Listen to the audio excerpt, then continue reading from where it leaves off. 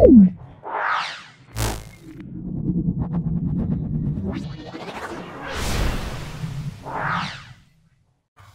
এসো চলে এসো পরমানন্দ চলে এসো পরের দুটি স্কুলে।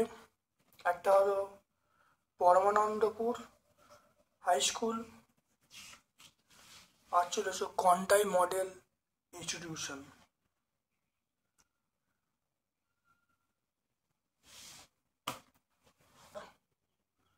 এম বল এফ এবং বস্তুর বলের প্রভাবে উৎপন্ন ত্বরণটা আমরা কি বলবো? আমরা বলবো, দেখে নাও, আমরা বলবো এফ সমান এম এ। সম্পর্কটা হলো এফ সমান এম এ, আমরা অপশন এ বলবো। এরপর দেখে নাও, কাঁচকে সিল্ক দিয়ে ঘষলে কাঁচে কোন তড়িৎ? কাঁচকে সিল্ক দিয়ে ঘষলে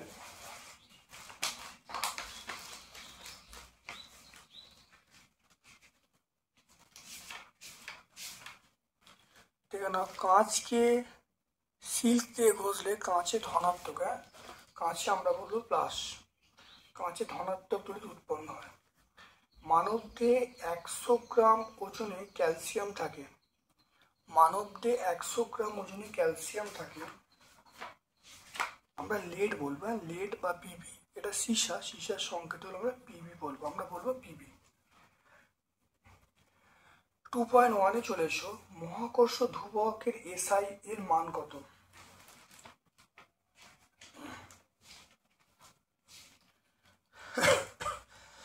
ধ্রুবকের মান দেখে না, এটা দেখতে পাচ্ছ, এই মানটা তোমরা বলবে। আচ্ছা, এবার দেখো তড়িৎ বল এবং মহাকর্ষ বলের মধ্যে সাদৃশ্য কি? তড়িৎ বল এবং মহাকর্ষ বলের মধ্যে সাদৃশ্য, তড়িৎ বল মহাকর্ষ বল দুটোই আমরা বলবো ব্যস্ত বর্গের সূত্র মেনে চলে। ব্যস্ত বর্গের সূত্র মেনে চলে। ব্যস্ত বর্গের সূত্র বলতে 1/r², এই সূত্রটা মেনে চলে। অ্যামোনিয়া পচা ডিমের মতো, অ্যামোনিয়ার গন্ধ পচা ডিমের মতো, এটা নয়, এটা মিথ্যা। হাইড্রোজেন সালফাইডের গন্ধ পচা ডিমের মতো, অ্যামোনিয়ার গন্ধ তীব্র ঝাঁঝালো, এটা মিথ্যা। 3.1 চলে এসো, একটি গ্যাস জারে নাইট্রিক অ্যাসিড আছে। গ্যাস জারটির মুখ খুললে দেখা গেল, মুখ খুললে কি দেখা যাবে? একটি গ্যাস জারে নাইট্রিক অ্যাসিড আছে, গ্যাস জারটির মুখ খুললে কি দেখা যাবে? তার রাসায়নিক বিক্রিয়া লিখতে বলছে। লৌহ চূর্ণের সঙ্গে স্টিমের বিক্রিয়া কি উৎপন্ন হবে? দেখো, একটি গ্যাস জারে নাইট্রিক অ্যাসিড আছে, গ্যাস জারে মুখ খুলে বাদামি বর্ণের গ্যাস পাওয়া যাবে বা গ্যাস নির্গত হবে। ঠিক আছে, এটা বলবো আমরা।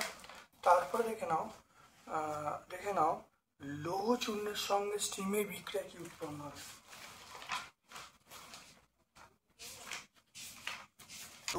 লৌহ চূর্ণের সঙ্গে স্টিম বিক্রিয়া করলে ফেরোসফেরিক অক্সাইড হাইড্রোজেন উৎপন্ন হয়। তাহলে বিক্রিয়াটা হলো লৌহের সঙ্গে স্টিম বিক্রিয়া করলে ফেরোসফেরিক অক্সাইড এবং হাইড্রোজেন উৎপন্ন হবে।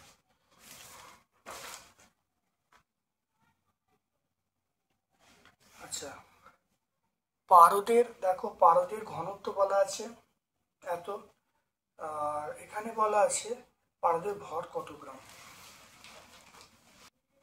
আমরা যা জানি এম সমান পারদের ঘনত্ব হলো 13.6 ইন্টু, এটা আমরা কত বলবো? 1 লিটার। 1 লিটার মানে 1000 সেমি কিউব। তো এটা আমরা কত বলবো? এত গ্রাম বলবো, এত গ্রাম।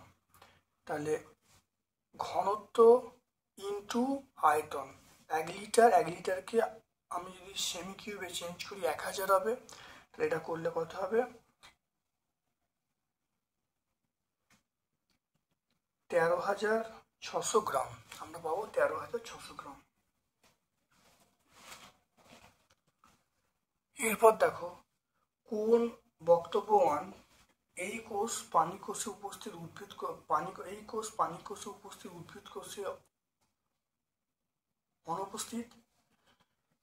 এই কোষ অঙ্গাণু কোষের বিভিন্ন রূপে থাকতে পারে। তাহলে বিভিন্ন রূপে থাকতে পারে। প্লাস্টিড, তাহলে প্রাণী কোষে থাকবে, উদ্ভিদ কোষে থাকবে না। Lysosome, ribosome, centrosome.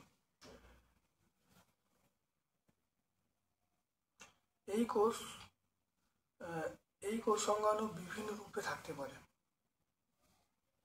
আমরা এখানে অপশন, এটা কোন অপশনটা হবে? লাইসোজোম। লাইসোজোম, আমরা অপশন বি বলবো। দুইয়েরটা চলে এসো, দেখে নাও। অঙ্গ প্রত্যঙ্গ তাহলে সাইকলার কোনটা কার? অঙ্গ সঞ্চালন ঘটানো, বাইরে আচরণ গঠন করা, বিভিন্ন অঙ্গের সমন্বয় সাধন করা, উদ্দীপনার প্রভাবে সাড়া দেওয়া। তাহলে এখানে সাইকলার কাজ হলো বিভিন্ন অঙ্গের সমন্বয় সাধন করা, উদ্দীপনায় সাড়া দেওয়া। এটা হলো সবচেয়ে ইম্পর্টেন্ট কাজ এটা। কিন্তু বিভিন্ন অঙ্গের মধ্যে সমন্বয় সাধন করা, এটা তাহলে পাশের কোনটা সাইকলার কাজ? সি এরটাও কিন্তু হবে, ডি এরটা হবে। দেখে নাও লাইসোজোম, দেখো লাইসোজোম নানা রূপে থাকে, লাইসোজোমের বহুরূপতা বলে। তাহলে আমরা অপশন কি বলবো? অপশন বি বলবো। তারপরে দেখো কিছু দেখো পাশে কিছু দেয়া আছে, এদের মধ্যে স্নায়ুতন্ত্রের কাজ আমরা কি বলবো? অবশ্যই অপশন ডি বলবো, উদ্দীপনা। তাহলে আমরা কি বলবো? অপশন ডি বলবো। এরপর দেখো ম্যালেরিয়া, হেপাটাইটিস, এইডস এবং প্লেগ। ম্যালেরিয়া, হেপাটাইটিস, এইডস এবং প্লেগ। আচ্ছা, ম্যালেরিয়া দেখে নাও, ম্যালেরিয়া এবং প্লেগ এগুলো কিন্তু রক্তের মাধ্যমে ছড়ায় না, এগুলো বাহক প্রয়োজন। কিন্তু হেপাটাইটিস, এইডস এগুলো হেপাটাইটিস এবং এইডস রক্তের মাধ্যমে ছড়ায়। তাহলে এখানে আমরা বলবো দুটো হলো যেটা রক্তের মাধ্যমে সঞ্চালিত হয় না, সেটা আমরা বলবো ম্যালেরিয়া এবং আমরা প্লেগ বলবো।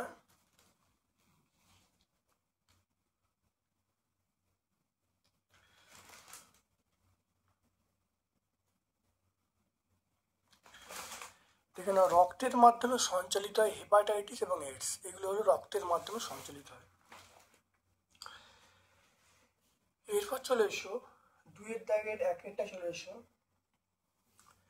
পাকস্থলী, ক্ষুদ্রান্ত, হৃৎপিণ্ড, মস্তিষ্কে অঙ্গে কি এমন থাকে যা ওই অঙ্গের বিশেষ গঠন ও কাজে সাহায্য করে? এটা আমরা বলবো কোষ থাকে। এটা অ্যান্সার হলো কোষ। নাম্বার 2 দেখো, নাম্বার 2, মাইক্রোস্কোপের নিচে পেঁয়াজের কোষ পর্যবেক্ষণ করার পরে করার সময় দুটি কোষের মাঝে যে ফাঁক দেখতে পাওয়া যায় তাকে আমরা কি বলবো? তাকে আমরা গহ্বর বলবো। তাকে আমরা অবশ্যই কি বলবো? গহ্বর বলবো। তারপরে দেখে নাও ক্লোরাইড এবং মিউসিলেজ কোষের অভিযোজনগত গুরুত্ব লিখতে বলছে। দেখে নাও খুব শুকনো এবং গরম পরিবেশে ক্যাকটাস জাতীয় উদ্ভিদ জন্মায়। এদের কাণ্ডে জল সঞ্চয় কোষ উপাদান মিউসিলেজের আধিক্য থাকায় এবং এই কোষে মোম জাতীয় আবরণ দেখা যায় বাষ্পোচ্ছ্বাস রোধ করার জন্য। এর পরের পয়েন্ট দেখে নাও, সেটা হলো লবণাক্ত পরিবেশে বসবাসকারী উদ্ভিদের মূলে লবণপূর্ণ কোষ থাকে। পানি দিয়ে ফুলকায় আমরা বলবো ক্লোরাইড কোষ থাকে, যা অতিরিক্ত Na+ এবং Cl- এটা দেহ থেকে বার করে নিতে পারে। এটা আমরা 179-189 পেজে পাবো।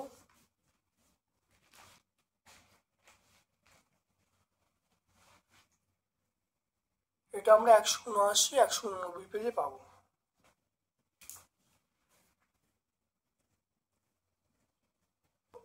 একশো নব্বই পেজে এটা আমরা পাবো। আজকে এরপর চলে এসো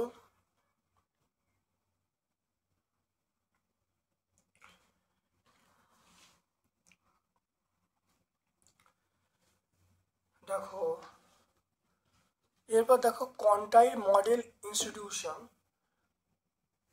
পার্ট এর প্রশ্নে চলে এসো। তুঁতে কোন দ্রাবকে দ্রবীভূত হয়? তুঁতে দ্রবীভূত হয় আমরা বলবো জলে দ্রবীভূত হয়। ইলেকট্রনের নামকরণ কে করেন? ইলেকট্রনের নামকরণ করেন জর্জ স্টোনি। প্রোটনের চার্জ কত? প্রোটনের চার্জ হলো 1.6 × 10⁻⁻19 কুলম। এরপর দেখো আইসোটোপ কাকে বলে উদাহরণ দিতে বলছে। দেখে নাও, যেসব মৌলে প্রোটন সংখ্যা সমান কিন্তু নিউট্রন সংখ্যা আলাদা তাদেরকে আইসোটোপ বলবো, যেমন 1H1, 2H1, 3H1। এটা আমরা পেজ নাম্বার 81-তে পাবো। ডাল্টনের পরমাণুবাদ লিখতে বলছে। দেখে নাও, ডাল্টনের পরমাণুবাদ নাম্বার 1, মৌলে ক্ষুদ্রতম অবিভাজ্য কণার নাম পরমাণু, একে সৃষ্টি ধ্বংস করা যায় না। নাম্বার 2 হলো মৌলের একই মৌলে পরমাণুর ভর রাসায়নিক ধর্ম একই হয়। নাম্বার 3, বিভিন্ন মৌলে পরমাণুর ভর রাসায়নিক ধর্ম আলাদা হয়।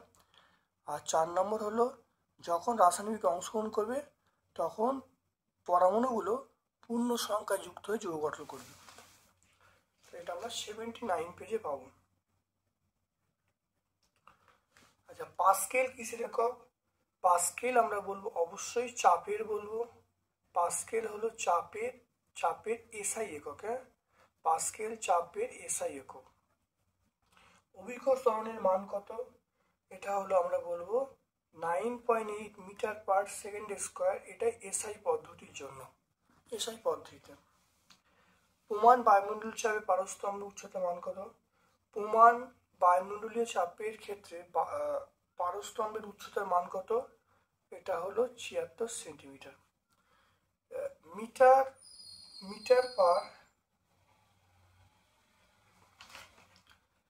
মিটার/সেকেন্ড², মানে এইরকম ভাবে লেখা আছে মিটার/সেকেন্ড²। এটা আমরা বলবো ত্বরণের একক বলবো। মিটার/সেকেন্ড² ত্বরণের এসআই একক।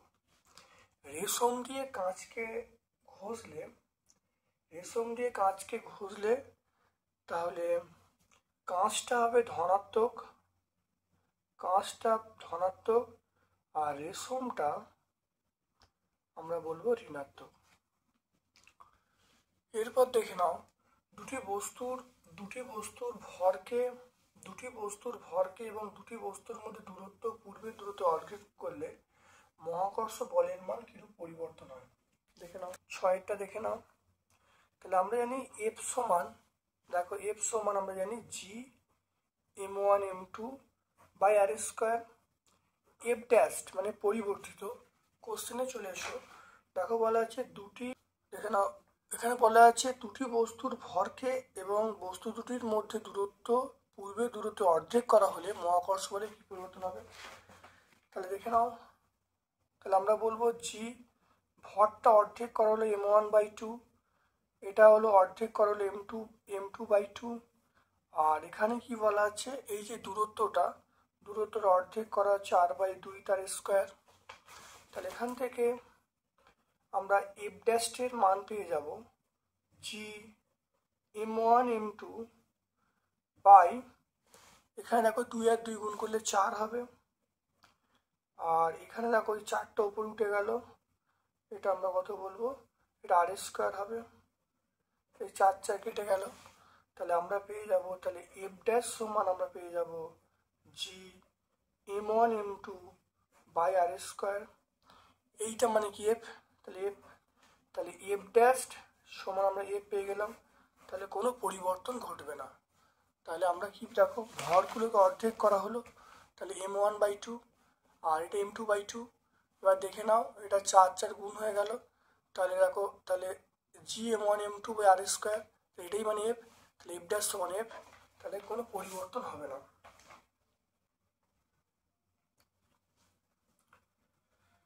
তাহলে আকর্ষণ বল একই থাকবে।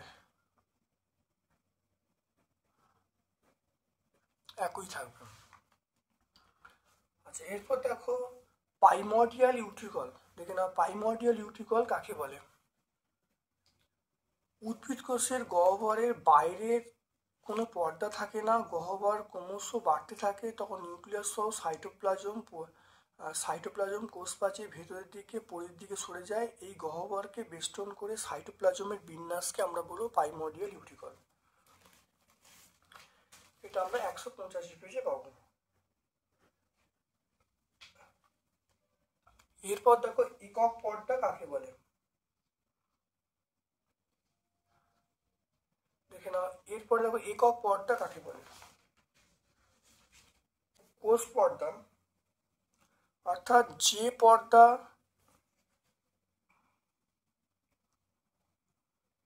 দেখো কোষের, এটা কোষ পর্দা, কোষের পর্দা যদি আমরা কোষের পর্দা যদি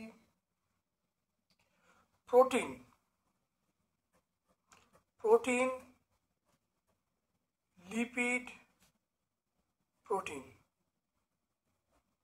তাহলে কোষের পর্দা যখন প্রোটিন লিপিড প্রোটিন দিয়ে গঠিত হয় তাদেরকে আমরা একক পর্দা বলবো। বায়বীয় পরিবেশে উঠতে ও ভেসে থাকতে পারে পাখিদের রক্ত গঠিত একটি বিশেষ বৈশিষ্ট্য লিখতে বলছে।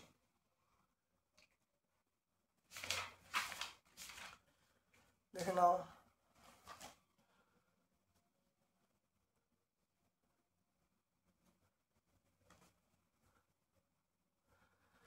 দেখো বায়বীয় পরিবেশে উঠতে পারে ভেসে থাকতে পারে প্রাণীদের লোহিত রক্তকণে অতিরিক্ত অক্সিজেন পরিবহনের জন্য অধিক মাত্রায় হিমোগ্লোবিন থাকে। আমরা এই পয়েন্টটা বলবো, অধিক মাত্রায় হিমোগ্লোবিন থাকে।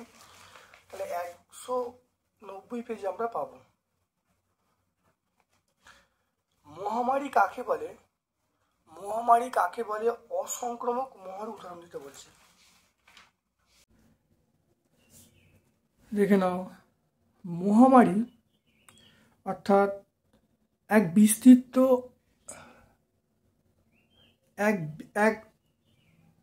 একটি রোগের দেখা দিলে এক বিস্তীর্ণ এলাকা জুড়ে নির্দিষ্ট সময়ে প্রচুর সংখ্যক মানুষ মারা যায়।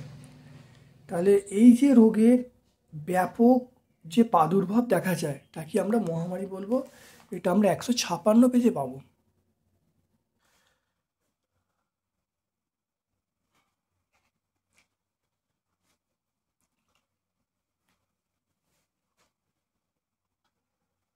এখানে মহামারী কাকে বলে।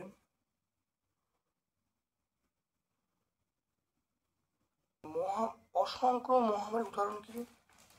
এখানে সংক্রামক মহামারীর উদাহরণ আমরা বলবো হাম, বসন্ত, ইনফ্লুয়েঞ্জা। আর অসংক্রামক মহামারী আমরা বলবো ফুসফুসের ক্যান্সার, তারপরে করোনারি হার্ট ডিজিজ, এগুলো হলো অসংক্রামক। এটা আমরা 168 পেজে পাবো। ডর্স পদ্ধতি ব্যবহার করা হয় ড্যাশ রোগে। এটা আমরা বলবো যক্ষা রোগে। যক্ষা রোগে ডর্স পদ্ধতি ব্যবহার করা হয়।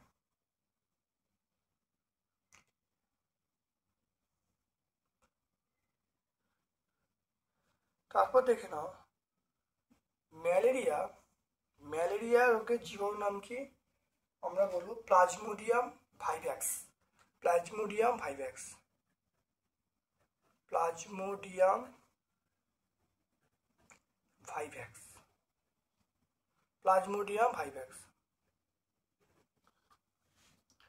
কলেরা দেখে নাও কলেরা এটা আমরা ব্যাকটেরিয়া গঠিত রোগ। ভাইরাস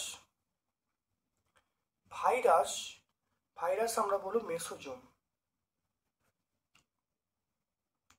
ভাইরাস আমরা বলবো ভাইরাসটা বলবো হেপাটাইটিস। তারপর দেখো শোষণে সাহায্য করে মেসোজোম। আর জিন বংশগত বৈশিষ্ট্য। তাহলে কলেরা ব্যাকটেরিয়া, ভাইরাস এটা আমরা বলবো হেপাটাইটিসটা ভাইরাস বলবো, শ্বসনটা বলবো মেসোজোম, আর জিনটা বলবো সেটা হলো বংশগত বৈশিষ্ট্য সম্পন্ন। তাহলে আজকে আমরা দুটো স্কুল, সেটা হলো পরমানন্দ জগন্নাথ ইনস্টিটিউশন এবং কোয়ান্টাই মডেল ইনস্টিটিউশন সম্পূর্ণ সলভ করলাম। ভিডিওটা প্রথম থেকে শেষ পর্যন্ত দেখো, অবশ্যই ভিডিওটি উপকৃত হবে। ভালো লাগলে লাইক করবে, চ্যানেলটিকে সাবস্ক্রাইব করবে, বেল বাটনে ক্লিক করে দেবে। আমার পক্ষ থেকে সকলকে ধন্যবাদ এবং শুভকামনা জানাচ্ছি।